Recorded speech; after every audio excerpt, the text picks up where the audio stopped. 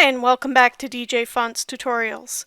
Today I'm going to be showing you 5 essential quick tips for using DJFonts in the juicer. And to get started, number 1 is a very useful hotkey command, actually 3 different hotkey commands. When you want to leave yourself lots of room to do your text editing in the preview panel, you can press F5 to get rid of the settings panel, F6 to get rid of the batch panel, and F7 to get rid of them both or to bring them both back. All 3 keys are toggle, so once on, once off, once on, once off, and so on. This will give you lots of space to do your text editing, makes it a lot easier.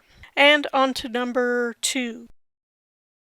Tip number 2 is all about the right mouse button and what it can do in the layers in the Edit DJ Font tab of the settings panel. There's a lot of different options that as soon as you right click on a layer, you see all of these different choices. So I'm going to do a couple of operations and I'll show you what some of these do. Let's take a look at this bottom layer, which is the purple background base of the font. I'm going to duplicate that layer, which is this option here, and I'm going to change the color on it to red. Now, let's say, for example, I can't decide whether I want purple as my background or red as my background. What I can do is I can make an alternate group of those 2 backgrounds, so that instead of 2 layers, I have 1 layer with 2 choices. And to do that, I select both by using my Control key to select both layers. And then with my right mouse button, I come up here to Make Alternate Group, which is Control M. And it will combine those 2 layers into 2 different options, purple or red. Now, let's say that before I had done that, so I'm going to go ahead here and ungroup my alternate layers. Before I had done that, I right click on the bottom one and I say rename layer.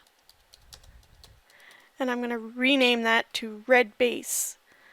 And the one above it, rename layer purple base. This is all very much like how Photoshop works, except for the alternate layers part. So now I have purple base and red base. If I select them again and say make alternate group, now in my alternate group I have purple base or red base. Okay, I'm going to go ahead and undo that again. Ungroup my alternate layers. Now, to show you what one of these other options does, if I right mouse click on red base and I replace the layer type, it's going to give me the option to change the shape that that fill is going to take, because that layer really is just a red fill. So if I put it on the cut through shape, that's a smaller outline of the letter that's within the broad base at the bottom. So if I change my layer type, I now have red, and if I move that above the purple, you can see that it's not the same size as the purple anymore. So just on the fly, you've changed the shape of that layer. And the other options here in the right mouse click are pretty self-explanatory. Delete layer. Layer properties will bring up a window showing you what the display name is, what the source layer, and that's the layer type that we were just talking about, what the blend mode and the opacity for that layer is. You can also copy the layer effects that have been applied to that layer, which you can also do with Control-Alt-C, and you can paste them onto another layer with Control-Alt-V. Or you can clear layer effects completely, which will delete all the layer effects that have been applied to that one layer. Moving on to tip 3. Tip 3 is all about being able to drag layers around. You can click and drag a layer to move its order up or down within this layer palette. So that's going to drastically change the look of your font depending on what's on your layer. For example, pulling this fill layer to the top on top of the glass means that the glass is no longer visible. Pulling it down below those 2 glass layers gives you your glassy look around the edges again. Right now this is in hard light mode. If it was in normal mode, it would totally block out those stars that are underneath it, and so on.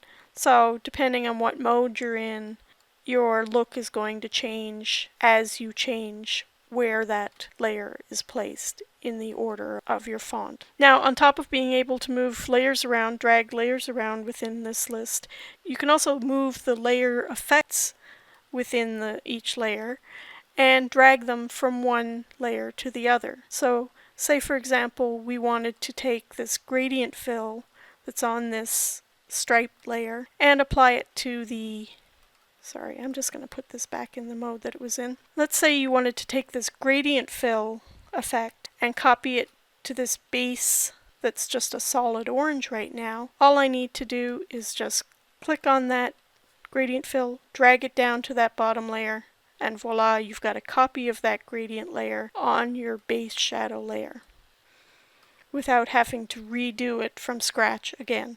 Now, layer effects can also be dragged within each layer, and that brings us to tip 4.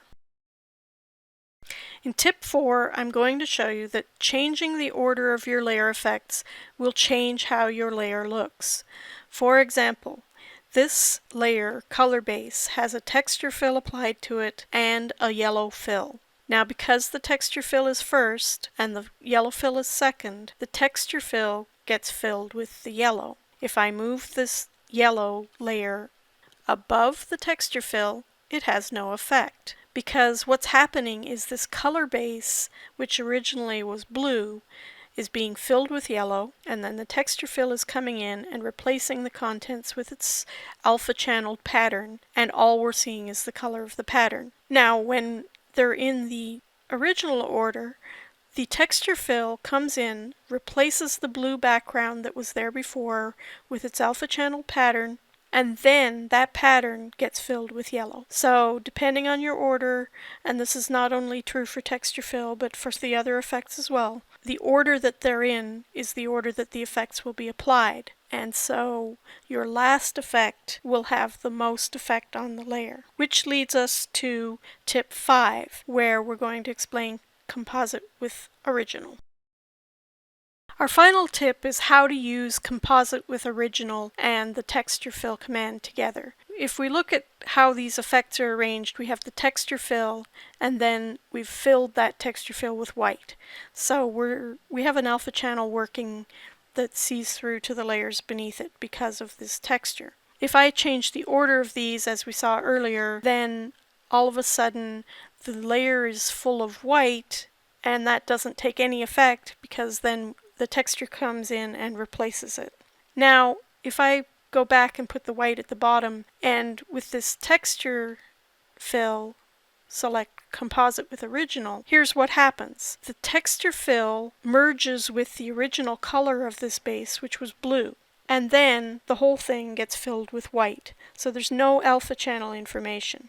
If I move this white to the top, then what happens is that blue of the layer gets replaced by white, and then the texture fill comes in and composites with that white with its color pattern instead of with the blue. If I click off this composite with original, you'll see that it still goes to the blue and the white has absolutely no effect because the texture is replacing all of the contents. Whereas if the composite with original is on, it's not replacing the background fill color of that layer. So it's a little tricky to understand how these work, but you can play around with composite with original, which works really well when you're trying to add effects. Like if I turn that white fill off, now I've got the original blue color of that base, and I'm applying the texture to it with no alpha channel. So that's just some things to experiment with. These 5 tips are things that are pretty important when you're experimenting with DJ fonts. So I hope that's helped, and I will see you in the next tutorial.